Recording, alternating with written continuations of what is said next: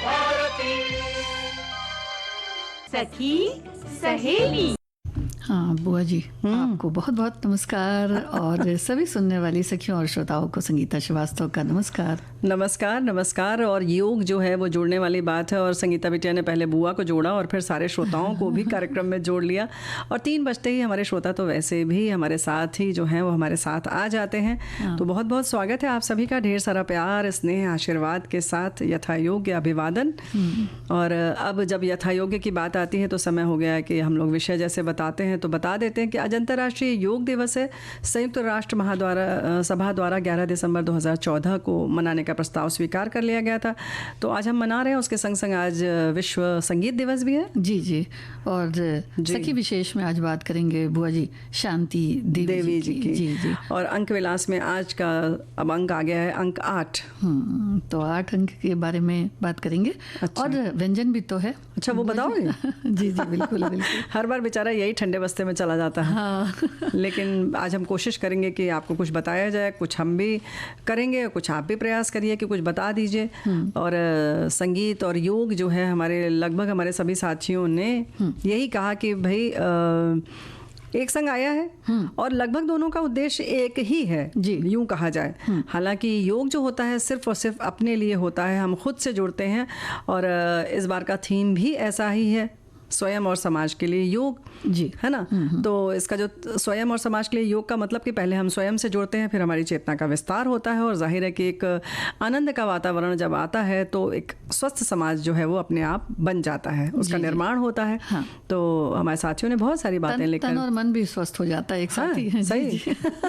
तो योग और प्राणायाम करते हुए बहुत समय हो गया, सालों हो गए। योग तन मन मस्तिष्क को स्वस्थ रखता है, चेहरे की चमक को, किसी भी व्यक्ति के जो उम्र दराज होने का अंदाज़ा नहीं लगा सकते। योग से जोड़ों का दर्द नहीं होता, सभी अंग सक्रिय रहते हैं, बस नियमित होना चाहिए। और संगीत के साथ में अगर योग हो तो फिर बात क्या बात है। बिल्कुल, बात बिल्कुल सही। और वैसे भी योग की जब बात करते हैं तो याद आता है कि किस तरीके से बार बार उस समय चर्चा थी कि पहली बार इतने ज़्यादा देशों ने एक साथ इस पर सहमति दी थी।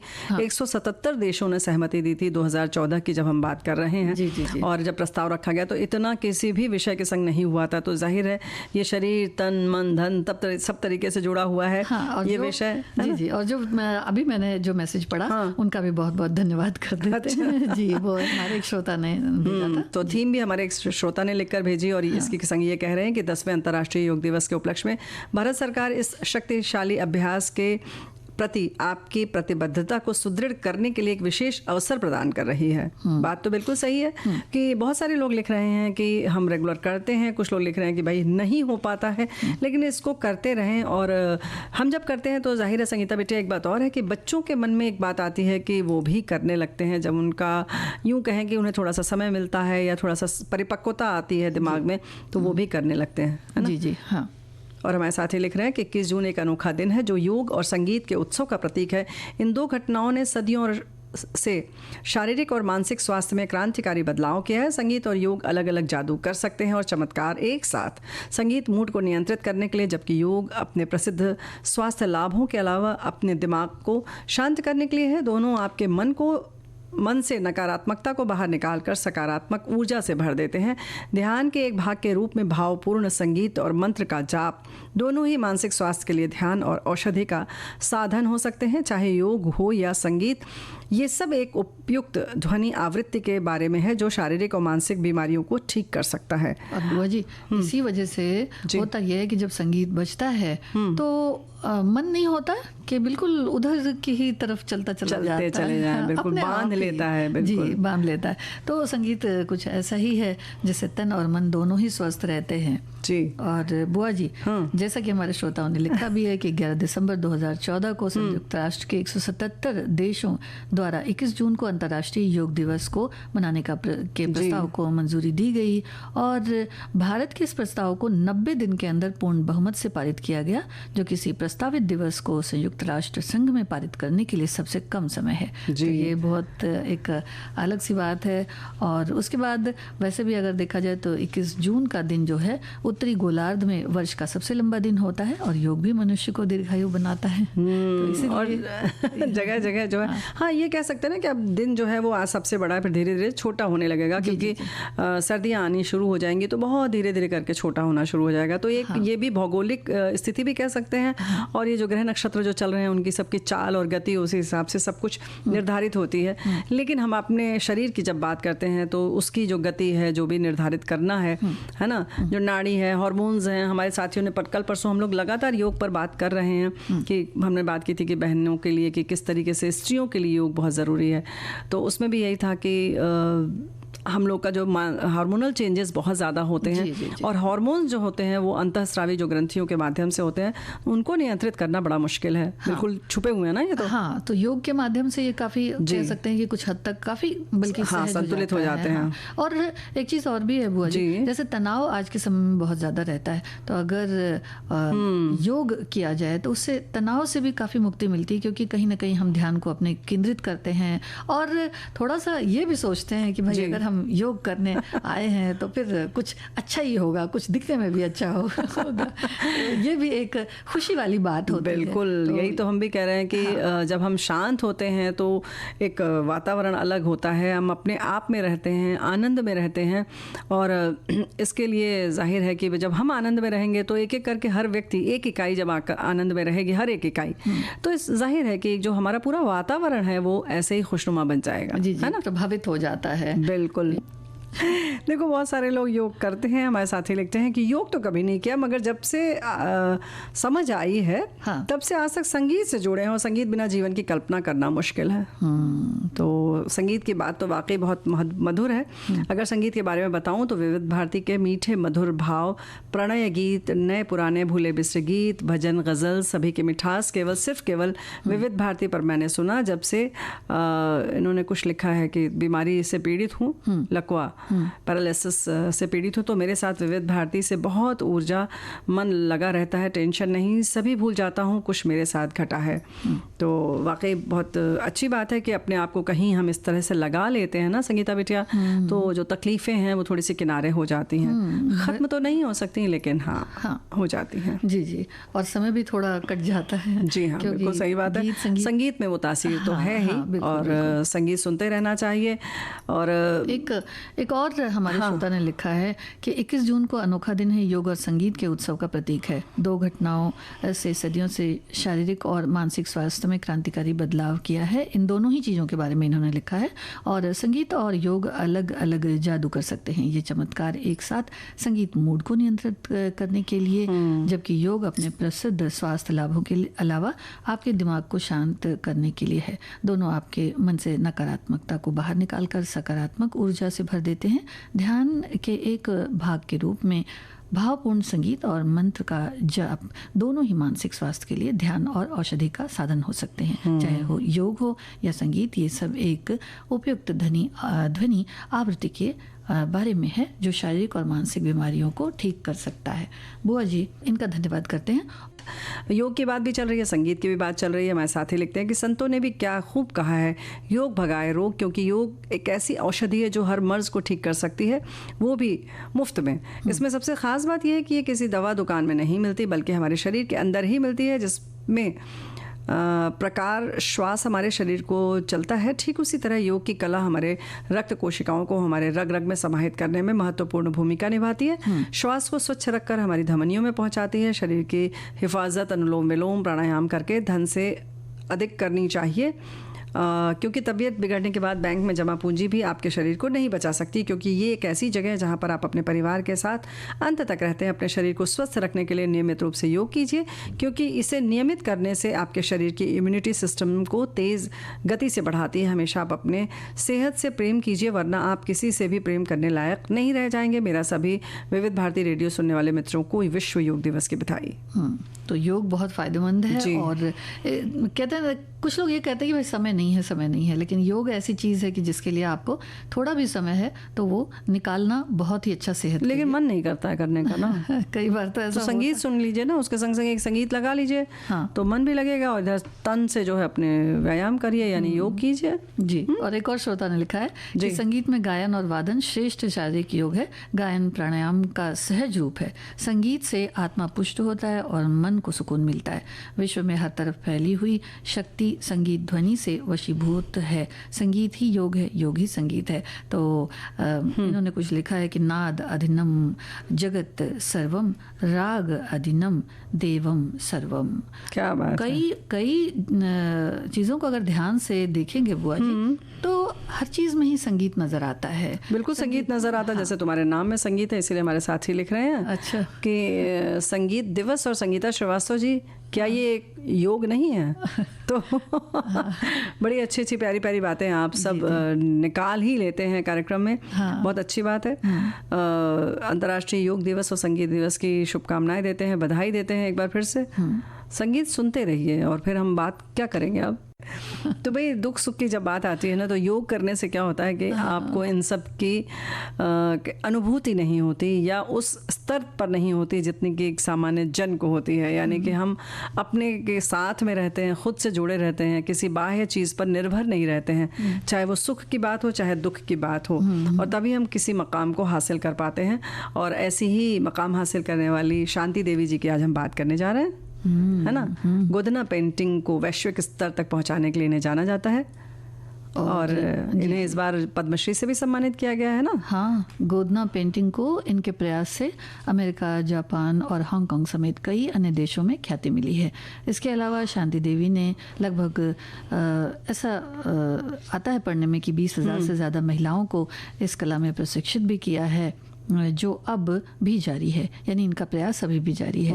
और पिछले साल जो G20 सम्मेलन हुआ था बुआ जी, तो इनकी कला को वहाँ भी प्रदर्शित किया गया था और सभी ने देखा और सराहा, मतलब देश और दुनिया के जो भी गणमान्य व्यक्ति आए थे उन लोग। 4 मार्च 1956 को बिहार में मधुबनी में शांति देवी का जन्म हुआ और महज 4 साल की उम्र में ही इनके पिता का देहावसान हो गया। पढ़ाई लिखाई में रुचि थी, 15 साल की उम्र में उनका विवाह हो गया और आगे चलकर उन्होंने कुछ समय तक एक स्कूल में बतौर शिक्षिका काम किया। लहरियागंज उनका ससुराल था और यहीं से कुछ दूरी पर चितवारपुर जो है गांव भी मिथिला कला का केंद्र था, इसलिए चुनौतियां बहुत ज़्यादा थीं उनके लिए। 1960-70 में अन्य कलाकारों से प्रभावित होकर इन मतलब दंपति ने, यानी इनके पति भी हैं, जो गोदना पेंटिंग में इन्होंने बनाना शुरू किया और गोदना कला के केंद्र में स्थापित जो वहाँ के उस वक्त के जो गणमान्य लोग थे, उनके साथ मिथिला पेंटिंग को पारंपरिक विषयों और उनके प्रतीकों को चित्रित किया, जिससे उनके बनाए चित्रों को व्यावसायिक सफलता मिली। और व्यावसायिक सफलता भी इस हद तक कि सोचो 22 रुपए में बिकने वाली जो पेंटिंग थी, तो जब शांति देवी द्वारा चित्रित हुई तो उसे ज़्यादा पैसों में ख़रीदा गया और जाहिर है कि इससे उनका उत्साहवर्धन भी हुआ और धीरे धीरे इस गोदना कला में और सुधार किया गया और उसको परिष्कृत किया और सुंदर से सुंदर रूप देने में समर्थ रही। ये उनका श्रम था और एक उनकी लगन थी, है ना। जी जी, आगे चलकर उनकी कला को भारत के सभी प्रमुख कला केंद्रों और अंतर्राष्ट्रीय स्तर पर व्यापक रूप से प्रदर्शित किया गया। और फिर से कुछ देशों के नाम है, जैसे न्यूजीलैंड है, डेनमार्क है, जर्मनी, मलेशिया और भी कई जगहों पर ये इनकी कला को बहुत सराहा गया। पद्मश्री की तो हम बात कर चुके हैं, लेकिन बिहार राज्य सरकार द्वारा भी इन्हें पुरस्कृत किया जा चुका है और 1984 में शिल्प गुरु राष्ट्रीय पुरस्कार मिला। 2024 में पद्मश्री से सम्मानित किया गया और इनके पति इस कला में दक्ष हैं, जिनका नाम शिवन है, और उन्हें भी शांति देवी के साथ ही 2024 में भारत सरकार की इस खूबसूरत कला को विश्व स्तरीय पहचान दिलाने के लिए पद्मश्री से सम्मानित किया गया।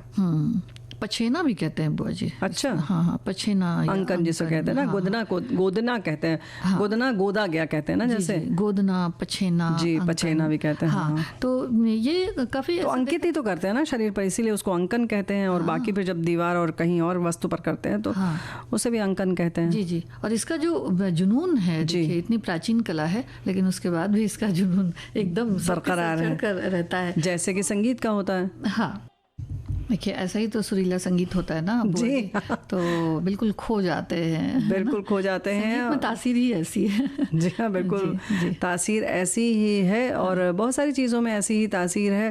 8 अंक की बात हम लोग आज करने वाले हैं और हमारे बहुत सारे साथी सब चीज़ों की याद दिला रहे हैं हमें। सोलर सिस्टम में 8 ग्रह हैं। तुमने श्रोताओं से ऐसा क्या कह दिया संगीता बिटिया? हमारे श्रोता कह रहे हैं कि कुछ उदास लग रही हैं संगीता जी। नहीं, हमारे श्रोता जो है वो बहुत बातें बहुत समझते हैं। बातें बहुत समझते हैं। अष्टक की बात आज हम कर रहे हैं। दुर्गाष्टमी हमारे साथी याद कर रहे हैं, जन्माष्टमी शुभ तिथि 8 आंसू रोना, 8 पहर रात्रि है। और प्रहर की बात आ रही है तो 8 पहर भी होते हैं ना। हमारे साथियों ने लिखकर भेजा है, बड़ी अच्छी सी जानकारी दी है। और ये है पहर आज 8 होते हैं, पूर्वाह्न, मध्याह्न, अपराह्न, सायकाल, प्रदोष और निशिथ और त्रियामा और उषा। तो ये 8 पहर जो हैं, 8 पहर वैसे देखा जाए तो कहते हैं कि साधु संतों की याद किया जाए, उनकी जो बातें हैं उनको याद किया जाए। और इसी संदर्भ में हमारे एक साथी ने लिखा है कि अष्टावक्र की बात की है। राजा जनक की सभा में जो आए थे और जो बहुत योग्य विद्वान थे, उन्होंने अपने माँ के गर्भ से ही सारी जानकारी हासिल कर ली थी, उन्हें सारा ज्ञान था। तो उनकी जब बात आती है तो आज एक और बड़ी ख़ास तिथि है। वैसे तो ज्येष्ठ मास की पूर्णिमा है। हाँ। और आज है कबीर जयंती। हाँ। तो कबीरदास जी की जब बात आती है तो हमें लगता है कि जितनी हम लोग बातें करते हैं, हाँ, विचार विमर्श करते हैं, द्वंद्व करते हैं, एक दूसरे से कहीं ना कहीं द्वेष रखते हैं, तो वो कबीरदास हमें ठहर जाती हैं। ठहरो, रुको, ठहर भी जानी चाहिए, है ना। जी। चाहे वो नानक जी हों, चाहे कबीरदास जी हों, रैदास जी हों, हाँ, इन सब ने समाज को एकजुट होकर रहने के लिए और जो हमारी जो भी गलतियां हैं, अंधविश्वास हैं, उनको दूर भगाने की कोशिश की। जी। तो एक तरह से जैसे कहते हैं ना कि अपनी जो उनकी जो एक सोच थी, उससे समाज को और लोगों को परिष्कृत करने का एक कार्य जो उन्होंने एक बीड़ा उठाया था, वो कहीं ना कहीं अपने में बहुत सफल रहा। और आज भी उनकी जो बातें हैं उनको हम लोग याद करते हैं। और कई बार ऐसा भी होता है बुआ जी कि बहुत सारी बातें ऐसी होती हैं कि जिन पर हम चलना भी चाहते हैं, अमल करना चाहते हैं। हाँ, लेकिन उन्होंने जितनी बातें की थी बहुत गूढ़, लेकिन बहुत अक्खड़ बोली उनकी कही गई और खिचड़ी बोली भी थी उनकी। हाँ। बिल्कुल बोलचाल की फक्कड़ी जो भाषा होती है ना, कि कुछ भी लिख लिया, कुछ भी बोल दिया, लेकिन ऐसी गहन बात को जो तीनों नाड़ियाँ हैं उनको वो समझना और बहुत अंदर तक पहुँचना, गहरे पानी पैठ जैसी बात उन्होंने कही। ऐसी बहुत सारी चीज़ें कही जिससे कि समाज का कल्याण हो सके। हालांकि इस तरीके के लोग जिस समय रहते हैं समाज में, उनको उस तरीके का सम्मान नहीं मिल पाता है। लोग उन्हें कहीं ना कहीं दीवाना सा समझते हैं, क्योंकि उन्हें तब तक वो बात समझ में ही नहीं आती कि वो क्या कह रहे हैं। तो उनकी सोच जो होती है बुआ जी, हम सबसे ऊपर होती है ना, बहुत आगे रहती है, मतलब सदियों आगे कह सकते हैं। जैसे उन्होंने कह दिया, जीवन में मरना भला, जो मरी जाने कोय, मरना पहले जो मरे, अजय अमर सो होए। तो मरने के पहले की जब बात करेंगे तो लोग यही तो कहेंगे ना कि भाई ये तो कुछ अलग ही बात कर रहे हैं, इनकी बात पर विश्वास मत करो। क्योंकि जिंदगी पहले देखेंगे, मरना तो उसके बाद देखेंगे। उन्होंने ये भी कह दिया कि साधो ये मुर्दे का गाँव, क्योंकि वो मानते हैं कि हम जब इस समय जिसको हम मानते हैं कि हम जागृत हैं, तो हम जागृत नहीं हैं, वो चेतना की बात करते हैं। तो इस तरीके की बात है। तो कबीर जो है वो हर समय प्रासंगिक रहे हैं। हाँ, झकझोर कर लोगों को जगाते हैं कि भाई देखिए, झकझोर कर जगाते हैं, ये है सच्चाई जीवन की, और इसको अपने आप में कहीं ना कहीं आत्मसात करना चाहिए। अब कितना हम उन लोगों को समझ पाते हैं, उनको समझ पाते हैं, ये तो अब हम लोगों के ऊपर निर्भर बिल्कुल नहीं समझ पाते, लेकिन हाँ बहुत गूढ़ बातें हैं। तो भाई देखो, 8 की हम बात कर रहे हैं, तो कबीर जी ने भी 8 कमल दल चरखा डोले द्वारा ये ब्रह्म कमल का रहस्योद्घाटन किया था। योग क्रिया में अष्टांग योग का ही विधान है और यम नियम आसन प्राणायाम प्रत्याहार ध्यान धारणा समाधि है, और इस क्रम में ही योग का उत्तरोत्तर विकास संभव होता है। 8 पंखुड़ी का अरविंद नारद के द्वारा कंस के राज्य सभागार में प्रस्तुत किया गया था। अष्टकमल तो सभी जानते हैं और कबीर दास जी ने भी इसका वर्णन किया है। तो ऐसी बहुत सारी चीज़ें हैं और बहुत सारे लोगों ने अष्टकोण की बात की है। हमारे साथियों ने बहुत कुछ लिखकर भेजा है ना संगीता बिटिया। बिल्कुल, इतनी आसानी से इतनी गूढ़ बातों को कह देते थे। हाँ, और हमारे एक श्रोता ने लिखा है कि अंक 8 को व्यक्ति के भौतिकवादी और आध्यात्मिक पहलू के बीच संतुलन कारक भी माना जाता है। इस अंक का मुख्य लक्ष्य सफलता प्राप्त करना और जीवन के हर स्तर पर महत्वाकांक्षी होना होता है। जीवन की घटनाओं में शक्ति और अधिकार प्राप्त करना इस संख्या का मुख्य कार्य है। लेकिन आप दानवीर भी हैं, ऐसा लिखते हैं। 8 रेखाओं से बनी आकृति को अष्टभुज यानी ऑक्टागन कहते हैं। अष्टकोण बनाया जाता है, बिल्कुल सही बात है। और हमारे साथियों ने जो बातें की हैं, संस्कृत में 8 कारक होते हैं, ये तो बताया ही है जी। 8 रेखाएं से बनी आकृति को अष्टभुज कहते हैं और संस्कृत में 8 कारक होते हैं। कर्ता ने कर्म को करण से संप्रदान के लिए अपादान से संबंध का के की अधिकरण में पर संबोधन है अरे। ये बड़ी अच्छी बात आपने याद दिलाई वाकई, है ना? जी जी। और 8 अंक में अष्टांग योग भी शामिल है, जिसमें यम, नियम, आसन, प्राणायाम, प्रत्याहार और इंद्रियों का नियंत्रण यानी कि प्रत्याहार, और धारणा यानी कि एकाग्रता, और ध्यान, समाधि, इन सब की बात होती है। अंक 8 सिखाता है कि हमें पाठ लगे रहो जब तक पूरे न हो काम के घंटे 8, करते रहो काम जब तक न बजे 8, तभी तो जीवन में होगा ठाठ माठ। 8वें याम की भी बात याद आती है। कृष्ण की मधुर मुरली के सुंदर स्वरों से सम्मोहित कोई गोपी जब कृष्ण को बावरी होकर ढूंढती है तो कहती है, नील सिंधु में नील गगन में, नील सिंधु में नील गगन में ढूंढूं 8वें याम, न जाने कहाँ बंसी बजाए घनश्याम। तो 8वें याम यानी 8 पहर के लिए भी 8वें याम भी कहा गया है, और ये प्रसंग आता है। और दुर्गाष्टमी, जन्माष्टमी, शुभ तिथि तो हम सब जानते ही हैं। 8 आंसू रोना, 8 पहर होता है ना? 8 पहर होता है। और अष्टलक्ष्मी, धनलक्ष्मी और इस तरह से जो अलग अलग हैं। हाँ, इनके 8 नाम हमारे साथियों ने लिखकर भेजी है। माँ दुर्गा के 8 भुजाएं हैं जिन्हें अष्टभुजा कहा जाता है। लक्ष्मी के 8 स्वरूप हैं, धन लक्ष्मी, धान्य लक्ष्मी, गज लक्ष्मी, संतान लक्ष्मी, वीर लक्ष्मी, विजया लक्ष्मी, विद्या लक्ष्मी, ऐश्वर्य लक्ष्मी। और एक और मैसेज है बुआ जी, 8 के ठाठ, अष्टांग नमस्कार हो या अष्टावक्र विद्वान, माता के 8 दिन या 8 बनाते हुए कम जगह में घूमना, केश विन्यास में बालों को 8 का शेप देना, 8 कर्म होते हैं। ये अंक बहुत मायने रखता है। हमारी प्राचीन परंपरा में 8 प्रकार की पताकाओं का उल्लेख किया गया, यानी झंडे की अगर हम बात करें, जया, विजया, भीमा, चपला, वैजयंतिका, दीर्घा, विशाला और लोला। और अग्नि पुराण के अनुसार जो है अष्टावसु कहलाता है, देवताओं का एक गण है जिसमें अश, ध्रुव, सोम, सुर, अनिल, असल, प्रत्यूष और प्रभात आते हैं। तो इस तरीके से बहुत सारी चीज़ें हैं जो 8 हैं। अष्टो गुणाम पुरुष दीपयंती, प्रज्ञा च कौल्यम च, दमः श्रुतिम च, पराक्रमश्चा, बहुभाषिता च, दानम यथाशक्ति, कृतज्ञता च। तो सारी चीज़ें तो बुआ जी देखिए ये समाहित हैं, बिल्कुल हम सब के बीच हैं। और ये 8 गुण हैं इस श्लोक में वर्णित किए गए हैं। जी जी। और तमाम चीज़ें हैं जो 8 से हैं, और 8 इतना ज़्यादा जो प्रभावी है, हम कह सकते हैं कि अपनी ज़िंदगी में, अपने जीवन में।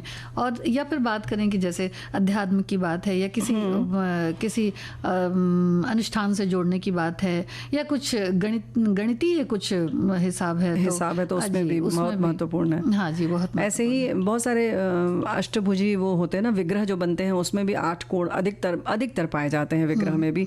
और हिंदू दर्शन के देवताओं के द्वारा धारण किए गए जो अलग अलग अस्त्र शस्त्र हैं या वस्तुएं हैं जो, उसके लिए भी अष्टायुध कहे गए हैं। त्रिशूल, वज्र, परशु, बाण, खड्ग, पाश, अंकुश और पिनाक। तो जी जी जी, पिनाक जो है ये भी धनुष होता है। जी जी। और इस तरीके से ये 8 जो हैं ये धारण करते हैं देवता लोग।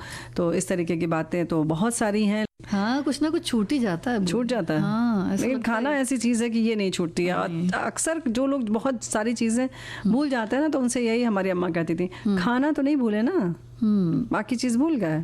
किसी को कुछ देना हुआ, कुछ करना हुआ तो आदमी भूल जाता है, लेकिन खाना नहीं भूलता है। हाँ। तो वैसे ही हम प्रयास यही करते हैं कि जब व्यंजन विधि का दिन हो तो हम व्यंजन बताएं ज़रूर आपको। तो आज हम क्या क्या बताने वाले हैं? मीठा पुलाव और निमकी बताएंगे। तो बताओ, पहले नमकीन बता दो। ये तिकोनी जो होती है ना निमकी, हाँ। वो तो 1 कप मैदा और तेल अंदाज से जो भी आप पसंद करते हैं। मैदा 1 टेबल स्पून अलग से निकाल लेना है उसको चिपकाने के लिए, और 1/4 छोटी चम्मच कलौंजी और 1/4 चाट मसाला, नमक। मैदे में 2 चम्मच घी डाल दें, थोड़ा सा मैदा अंदाज से, उसमें 2 चम्मच घी, नमक, मंगरेल यानी कलौंजी जो है, सबको मिलाकर सख्त आटा लगा लें और 20 मिनट के लिए सेट होने के लिए रख दें। फिर इसका एक साटा भी, यानी कि जिससे चिपकाना है जी, वो बना लें और घी भी उसमें थोड़ा सा मिला दें। तो वो अच्छा साटा कैसे बनाएंगे? साटा थोड़ा सा मैदा, उसमें थोड़ा पानी और घी मिला करके। घी की वैसे ज़रूरत नहीं है, केवल आटा और पानी घोल दो, मैदा और पानी तो वो चिपक जाता है। हाँ हाँ जी जी। तो तैयार कर लें और आटा को थोड़ा और मसल कर चिकना कर लें, यानी कि थोड़ी देर जब रखा है 20 मिनट, तो उसके बाद फिर एक पराठे के आकार में बेल लें लोई, और इस पर जो चिपकाने वाला मैदा है उसको साटे को फैला दें और फिर इस पर चाट मसाला छिड़क लें सब तरफ से। और फिर पसंद हो तो लाल मिर्च पाउडर या धनिया पाउडर, अमचूर पाउडर, जैसा आपको पसंद आता है वो चीज़ें उस फ्लेवर की डालकर उसको मिला दें, बुरक सकते हैं उसमें। और इसे मतलब चूंकि ये अंदर की तरफ रह जाएगा तो अंदर की तरफ से रोल करें और इसे छोटी छोटी गोलियों में काट कर लोई बना लें। एक एक कर बेलें और फिर त्रिकोण लपेट लें, थोड़ा सा चाकू या फोर्क से उसको गोद लें और तल लें। मीडियम आंच पर सेकें तो अंदर तक सिक जाएगी, यानी कुरकुरी हो जाएगी। और तेज़ आंच रहेगी तो वो जल्दी जल्दी से सिकेगी, फिर कुरकुरी नहीं होगी, ख़राब भी हो सकती, ज़्यादा जल जाएगी। तो क्या करना होगा? मीडियम आंच पर। मीडियम आंच पर। जब आपको लेकिन मीडियम आंच में भी कभी कभी लग रहा है कि आपको ये ज़्यादा ठंडा हो गया है सामान, जैसा मान लीजिए हो सकता कभी क्या है कि आप तिकोनिया आपने ज़्यादा डाल दिया तो जल्दी से ठंडी हो गई, तो फिर आपको बीच में तेज़ करना पड़ेगा। ये आपको देखना पड़ेगा उस समय। एकदम ऐसे कहना कि हम धीमे पर करें या तेज़ पर करें तो नहीं संभव होता है, इसको धीमा तेज करते रहना पड़ता है। हाँ हाँ, बहुत अच्छी सीख जाती है। हाँ, सीखेगी जब खड़ी रहोगी, अपना पसीना बहाओगी वहाँ खड़े होकर गैस के सामने या चूल्हे के सामने, तो सीखेगी।